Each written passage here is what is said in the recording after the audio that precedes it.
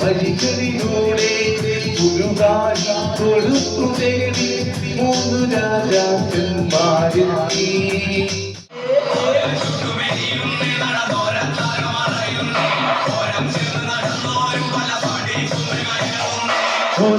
നടന്നോരും പല പള്ളിക്കുള്ളിൽ നടന്നോരും മാനം ഇരുത്തും